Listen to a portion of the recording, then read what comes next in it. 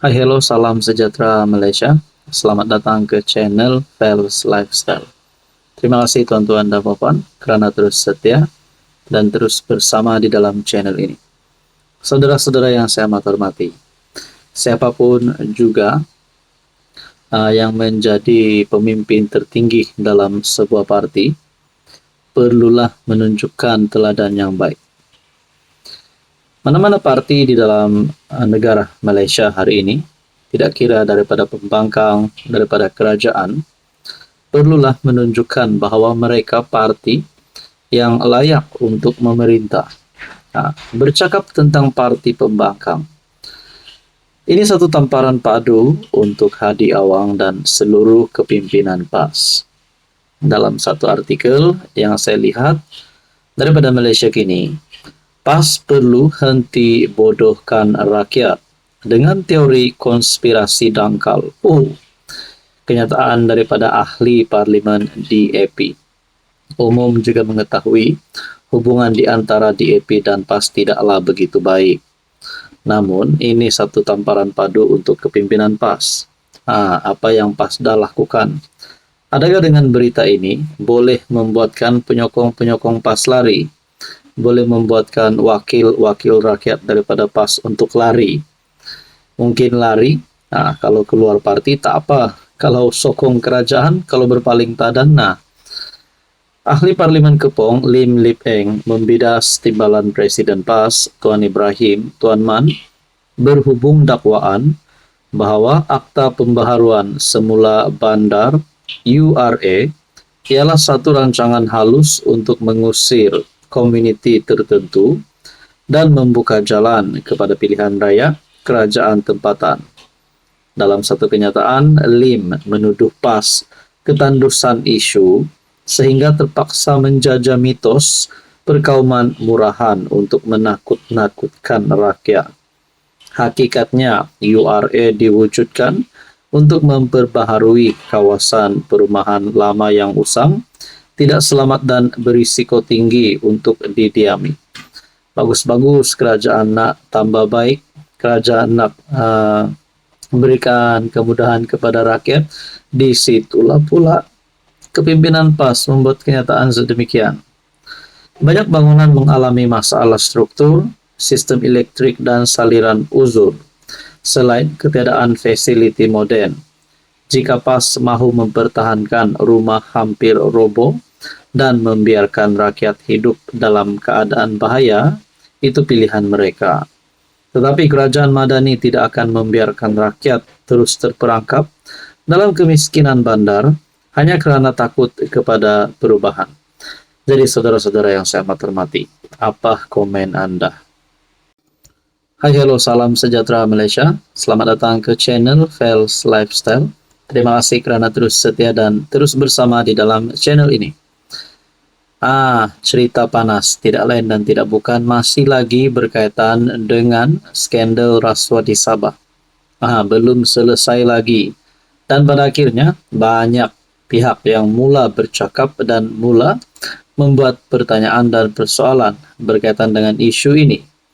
Saudara-saudara, andai katalah kerajaan negeri GRS pimpinan Haji Jinor bakal digulingkan, bakal ditumbangkan, agak-agaknya lah siapa yang boleh melakukan perkara hebat sedemikian?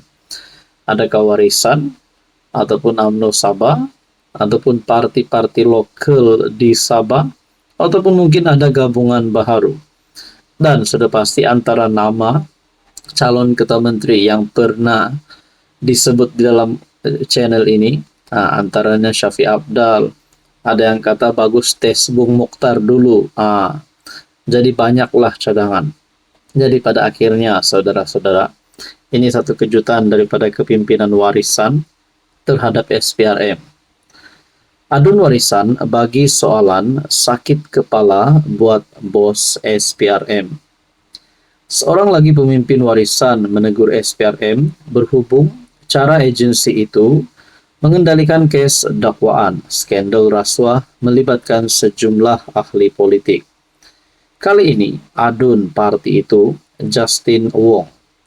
Dia mempunyai soalan yang pasti akan menyebabkan Ketua Pesuruhjaya SPRM Azam Baki sakit kepala. Mengingatkan kembali kejadian pasangan warga Britain yang mendedahkan bagaimana seorang anggota polis trafik Malaysia meminta dan menerima rasuah RM100 daripada mereka. Wong berkata, kejadian tersebut menarik perhatian begitu ramai orang.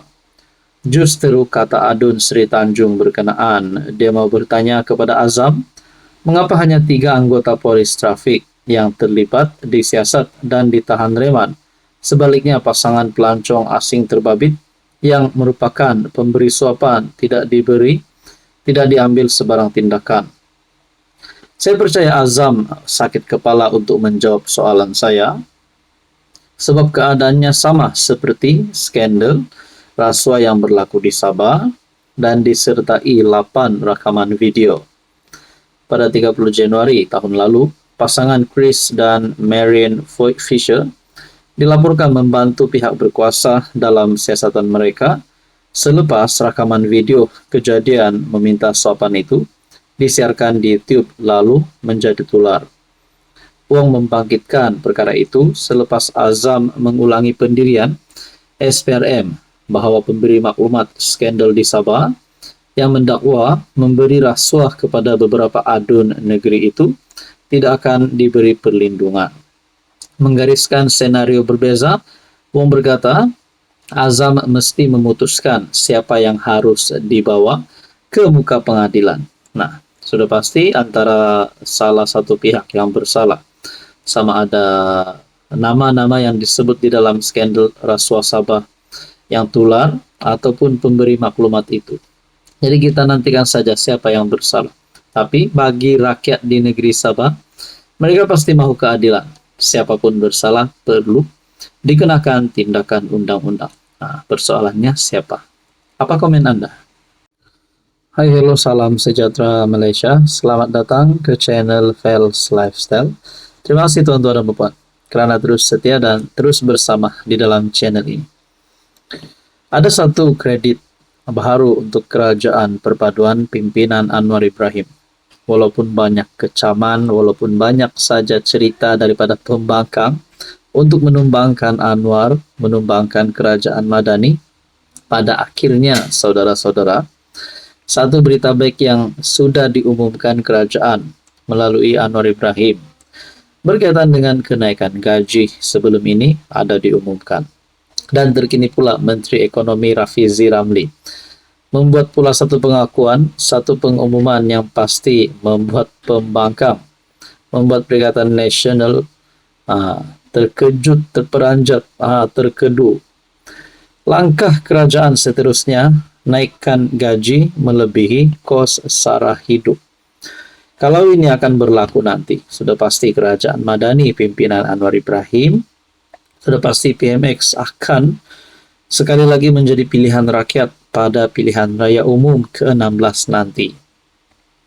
Menteri Ekonomi Rafizi Ramli berkata, langkah seterusnya dalam rancangan kerajaan untuk ekonomi negara adalah memastikan gaji melebihi kos sara hidup. Oh, ini satu berita gembira untuk rakyat Malaysia.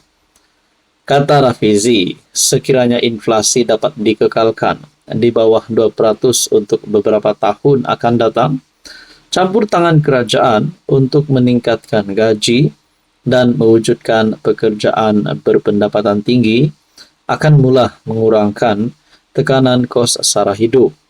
Jadi saya yakin apabila data-data gaji dimuktamadkan bagi tahun 2025 dan tahun 2025 ini adalah tahun yang penting. Kerana ketiga-tiga campur tangan kerajaan untuk menaikkan gaji ini akan berlaku serentak. Kenaikan gaji kaki tangan awam, kenaikan gaji minimum, dan juga pelaksanaan gaji progresif dengan menggunakan RM200 juta yang pertama, katanya dalam ucapan penggulungan titah diraja di Dewan Rakyat. Semasa pembentangan belanjawan 2025, PM Anwar mengumumkan bahawa gaji minimum akan dinaikkan daripada 1.500 kepada 1.700 mulai bulan ini, yaitu pada bulan Februari. Mei lalu, kerajaan memperkenalkan dasar gaji progresif, skim sukarela yang bertujuan untuk menaikkan gaji. Rafizi turut menjelaskan bahawa 2 tahun pertama kerajaan memegang jawatan adalah tertumpu kepada mewujudkan naratif ekonomi yang kukuh. Ini satu berita baik untuk penyokong-penyokong kerajaan dan seluruh rakyat Malaysia. Nah, apa yang saya perasan di sini? Adakah ini membuatkan Rafizi menunjukkan bahawa beliau memang selayaknya memegang platform Kementerian Ekonomi, Menteri Ekonomi, dan layak juga menjadi pengganti Anwar yang seterusnya? Apa komen anda?